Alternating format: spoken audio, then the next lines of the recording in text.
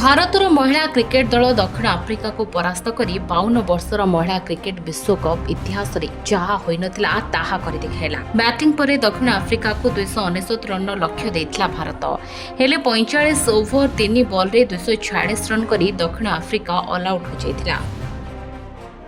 ଭାରତୀୟ ମହିଳା ଦଳ ରୋମାଞ୍ଚକର ଭାବରେ ପ୍ରଥମ ଥର ଫାଇନାଲିଷ୍ଟ ଦକ୍ଷିଣ ଆଫ୍ରିକାକୁ 52 ରନ୍ରେ ହରାଇ ବିଶ୍ୱକପ୍ ହାତେଇ ନେଇଥିଲା।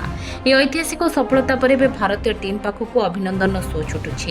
ମାତ୍ର ପାକିସ୍ତାନକୁ ଏହି ଜିତ୍ ଟିକେ କଡ଼ବା ଲାଗିଛି। ପୂର୍ବତନ ପାକିସ୍ତାନ ଅଧିନାୟକ ରମିଜ ରାଜା ଏକ ଭିଡିଓରେ କହିଛନ୍ତି, ଭାରତ ପୁଣି ଥରେ ପ୍ରମାଣିତ କଲା ଯେ ସେମାନେ କାହିଁକି ଏତେ ମହାନ।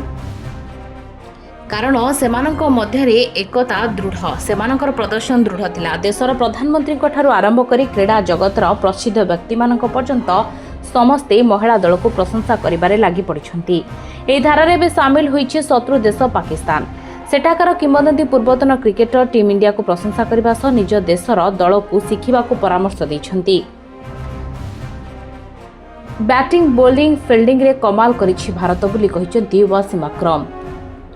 ପୂର୍ବତନ ପାକିସ୍ତାନ ଅଧିନାୟକ ୱାସିମ୍ ଆକ୍ରମ ଭାରତୀୟ ମହିଳା ଦଳକୁ ଅଭିନନ୍ଦନ ଜଣାଇ କହିଛନ୍ତି, ସେମାନେ ଖେଳରେ ସମ୍ପୂର୍ଣ୍ଣ ଭାବରେ ପ୍ରାଧାନ୍ୟ ବିସ୍ତାର କରିଥିଲେ। ବ୍ୟାଟିଂ ହେଉ, ବୋଲିଂ ହେଉ କିମ୍ବା ଫିଲ୍ଡିଂ ହେଉ, ସେମାନେ ତିନୋଟି କ୍ଷେତ୍ରରେ ପ୍ରାଧାନ୍ୟ ବିସ୍ତାର କରିଥିଲେ। ଏହି ଟୁର୍ଣ୍ଣାମେଣ୍ଟରେ ଟିମ୍ ଇଣ୍ଡିଆ ବନାମ ବିଶ୍ୱର ଅନ୍ୟ ଦଳ ଥିଲା। ବିଶ୍ୱର ଦ୍ରୁତତମ ବୋଲର ଶୋଏବ ଅଖତର କହିଛନ୍ତି ଯେ, ମୁଁ ଭାବୁଛି ଭାରତର ବିଜୟ କୌଣସି ସଂଯୋଗ ନୁହେଁ। ସେମାନଙ୍କର କ୍ରିକେଟ ବ୍ୟବସ୍ଥା ଦେଖନ୍ତୁ, ସେମାନେ ଏମିତି ସହଜ ସଫଳ ହୋଇନାହାନ୍ତି। ଏହା ସେମାନଙ୍କର ବର୍ତ୍ତମାନ ପରିସ୍ଥିତିକୁ ପ୍ରତିଫଳିତ କରୁଛି। ଭାରତକୁ ଅଭିନନ୍ଦନ, ତୁମେ ବହୁତ ଭଲ ଖେଳିଲ। ସେମାନଙ୍କର ପରିବର୍ତ୍ତନ ଦେଖନ୍ତୁ, ସେମାନଙ୍କର ଅଧିନାୟକ ଉଦ୍ଦେଶ୍ୟ ଦେଖନ୍ତୁ, ସେମାନଙ୍କର ଖେଳ ଶୈଳୀ ଦେଖନ୍ତୁ। ସେ ଆହୁରି କହିଛନ୍ତି, ଏକ ସମୟ ଥିଲା ଯେତେବେଳେ ପାକିସ୍ତାନ ଏପରି ଖେଳୁଥିଲା, କିନ୍ତୁ ଏବେ ଭାରତ ଖେଳୁଛି। ବେଳେବେଳେ ଏଭଳି ଏକ ସମୟ ଆସେ ଯେଉଁ ଦେଶଗୁଡ଼ିକ ତଳକୁ ଖସନ୍ତି ସେମାନେ ହିଁ ଉପରକୁ ଉଠନ୍ତି। କିନ୍ତୁ ଏପରି ନ ହେଉ ଯେମିତି ୱେଷ୍ଟଇଣ୍ଡିଜ ଶେଷ ହୋଇଗଲା, ସେମିତି ପାକିସ୍ତାନ କ୍ରିକେଟ ମଧ୍ୟ ଶେଷ ହୋଇଯାଉ।